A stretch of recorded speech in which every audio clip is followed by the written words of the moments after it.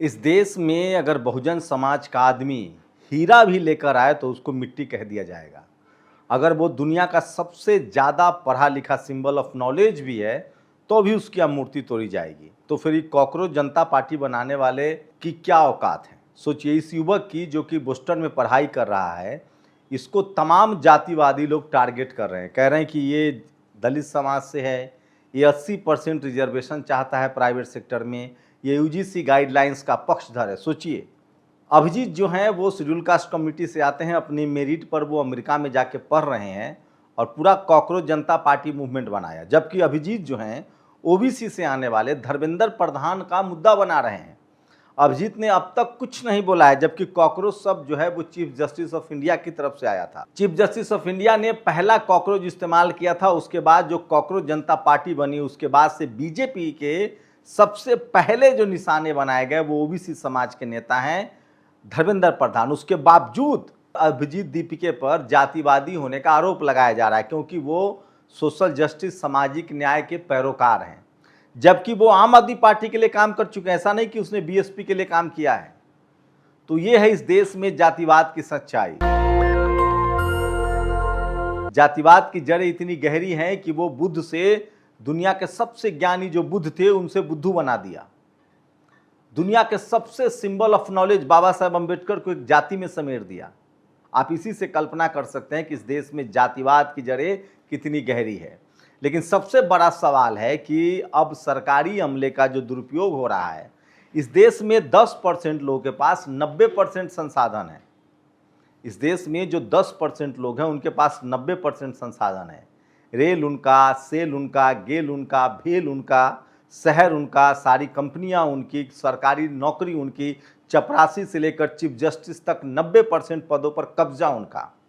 और सवाल है कि अगर झूठ है तो आप जाति जनगणना करा लो, जाति जनगणना से दूध का दूध और पानी का पानी हो जाएगा। लेकिन नहीं, वो भी नहीं कराना है।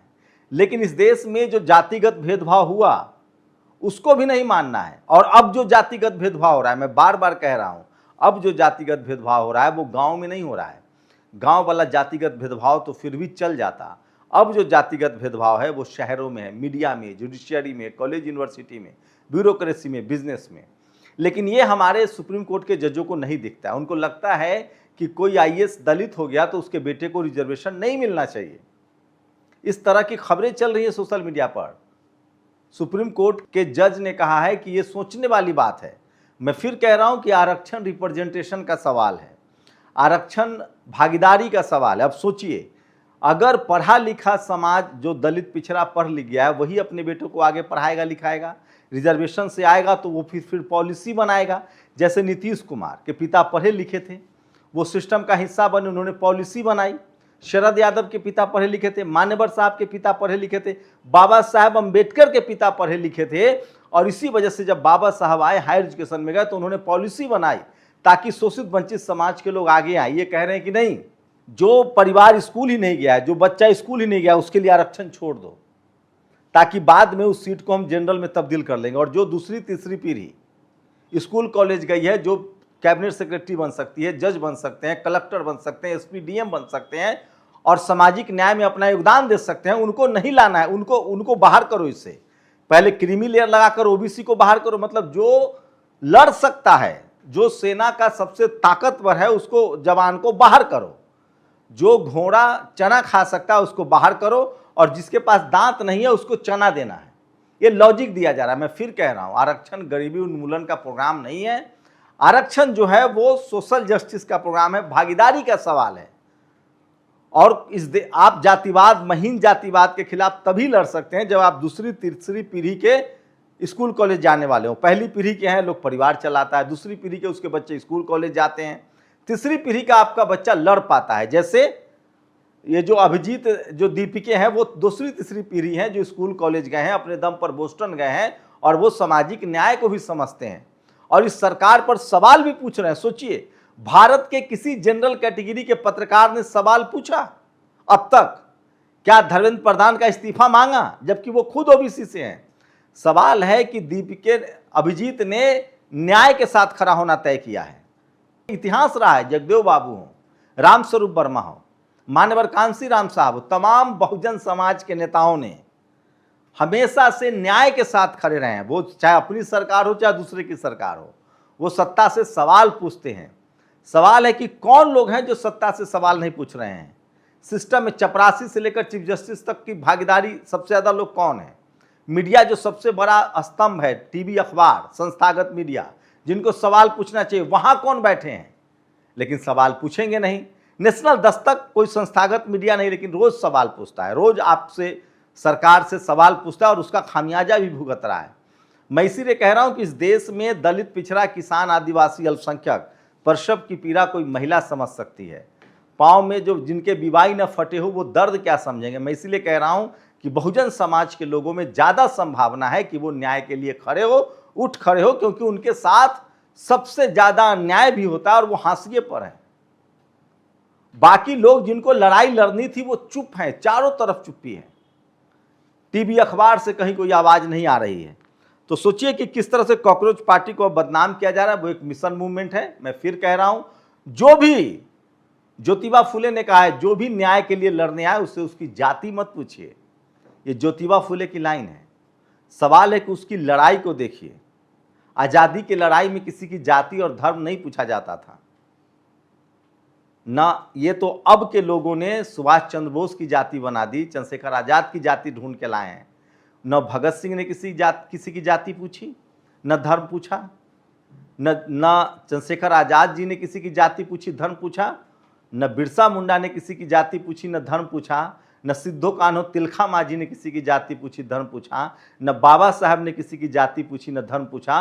न हो भरोसा तो जाके देखिए कि पानी आंदोलन में कौन लोग थे, मनुस्मृति जलाने में कौन लोग थे। और ज्योतिबा फुले ने तो यहाँ तक कहा था कि जो न्याय की लड़ाई में शामिल हो उनका जाति और धर्म न पूछिए। लेकिन जाति और धर्म कौन पूछकर काम कर रहा है वो आप समझिए। लेकिन नेशनल दस्तक लगातार ऐसी तमाम खबरें जो हैं आपके सामने लाता है जो आपके लिए ज़रूरी है। और मैं इसलिए कह रहा हूँ कि सोशल मीडिया ही सच्चा मीडिया है, सोशल मीडिया ही बहुजन मीडिया है। तो सबसे बड़ी खबर रोज की तरह वही है, बंगाल में ओबीसी आरक्षण को 7% कर दिया गया है और अब वहाँ के शुभेंदु अधिकारी जो हैं वो फाइटर जेट से चल रहे हैं। गुजरात में पानी, ये तस्वीर स्क्रीनशॉट देखिए, गुजरात मॉडल, गुजरात में पानी पीने के लिए कौन लोग होंगे? ज़्यादातर इस देश में शोषित वंचित समाज के लोग हाशिए पर हैं। पानी पीने के लिए लोगों की क्या स्थिति है? कैराना में इकरा हसन पर कई एफआईआर दर्ज कर लिए गए हैं। वो एक पीड़ित को लेकर थाने गई थी, वहीं से सारा विवाद शुरू हुआ। सोचिए, इकरा हसन को लेकर पूरा विवाद शामली जिले के दसाले गांव निवासी मोनू कश्यप हत्याकांड से जुड़ा है। एक पीड़ित परिवार को लेकर वो थाने जाती हैं, उसके बाद उन्हीं पर एफआईआर कर दिया जाता है, उनके समर्थकों को जेल में डाल दिया जाता है। ये सब एक सांसद के साथ हो रहा है। और चित्रा त्रिपाठी के बिल्डिंग की बिजली क्या गई, कोहराम मच गया। लेकिन अभी भी वो यूपी सरकार से सवाल नहीं पूछेंगे, न सिस्टम से सवाल पूछेंगे। ये सोशल मीडिया पर वायरल है और अब देश कॉकरोच बन रहा है। आपने देखा किस तरह से पेपर लीक के खिलाफ जयपुर में प्रदर्शन हुआ। अब ये देखिए, ट्रक ड्राइवर लोग जो हैं, अब जहां भी कोई गैर बराबरी दिख रही है वहां लोग बोलना शुरू कर चुके हैं। घोरी, सोचिए, जातिवादियों की बहन लगती है। मथुरा में 2 दलित बहनों की बारात आई तो सिरबीरों की भावनाएं आहत हो गई। फिर से उसी तरह की घटना हुई है। दलित घोड़ी बग्घी पर चढ़े तो इन दबंगों के सीने में आग लग गई, पत्थरबाजी की, बरातियों को पीटा। तो जातिवाद जो है वो और गंभीर होता जा रहा है। इस तपती गर्मी में सबसे ज़्यादा सड़क पर जो मजदूरी करने वाले लोग हैं वो बहुजन समाज के लोग हैं। और ये देखिए, ये है शुभेंदु अधिकारी। प्रधानमंत्री कह रहे हैं कि तेल बचाइए, प्राइवेट जेट से चल रहे हैं। स्क्रीनशॉट दिख रहा हूँ। लखनऊ के तेजस हॉस्पिटल में 12वीं के छात्रा के साथ रेप हुआ है। आरोपी का जो नाम है, नशीला इंजेक्शन देकर आरोपी डॉक्टर विजय गिरी को गिरफ्तार कर लिया गया है। अब हॉस्पिटल की मान्यता रद्द कर दी गई है। लखनऊ में बिजली के लिए हाहाकार है और थलापति विजय ने कहा है कि जो भी कंप्लेन करेगा भ्रष्टाचार का उसको 1 लाख रुपए का इनाम देंगे। प्रकाश अंबेडकर ने मोर्चा खोला और प्रधानमंत्री पर सीधे आरोप लगाया। उन्होंने कहा है कि प्रधानमंत्री इटली इसलिए गए थे क्योंकि 4 बड़े शिप स्टील जा रहे हैं इजराइल, और इसलिए ईरान भारत को तेल नहीं दे रहा है। तो प्रधानमंत्री अभी भी इजराइल के साथ खड़े, बड़ा आरोप लगाया है। हिंदू एकता का राग अलापने वाले सारे हिंदू संगठन गुंगरे बहरे बन गए।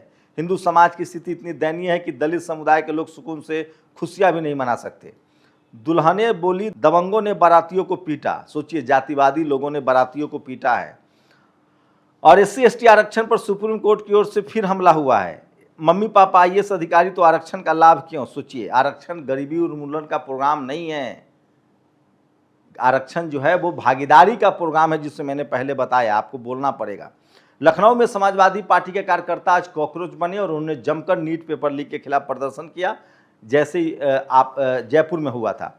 और सोचिए, कोई गंगा में भी बियर पी सकता है, बस शर्त इतनी है कि उसके शरीर पर जनेऊ होना चाहिए, वो जेल में नहीं डाला जाएगा। दिल्ली हाईकोर्ट ने विनेश फोगाट को अयोग्य घोषित करने के मामले पर भारतीय कुश्ती संघ को फटकार लगाई है और कॉकरोच टीवी भी अब देश में लॉन्च कर दिया गया है। और सोचिए, अमेरिका में एक जगह मेटा, फेसबुक का जो एआई सेंटर्स बना है, डेटा सेंटर्स बना है, वहाँ गंदा पानी मिल रहा है। यहाँ इथेनॉल बनाने में पानी खत्म हो रहा है। 30% इथेनॉल को पेट्रोल में मिलाने की कोशिश है, लेकिन इन सब पर कोई सवाल नहीं पूछता है। और इसलिए मैं कह रहा हूँ कि सोशल मीडिया ही सच्चा मीडिया है, सोशल मीडिया ही बहुजन मीडिया है।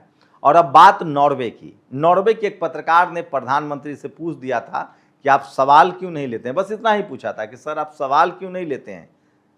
उसी के बाद भारत की मीडिया जो है उसके पीछे पड़ गई। मैं बता दूं, नॉर्वे में जब किसी के घर में ज़्यादा फल हो जाता है तो वो अपने घर के बाहर टांग देता है कि ज़रूरतमंद जो है उसे खा ले।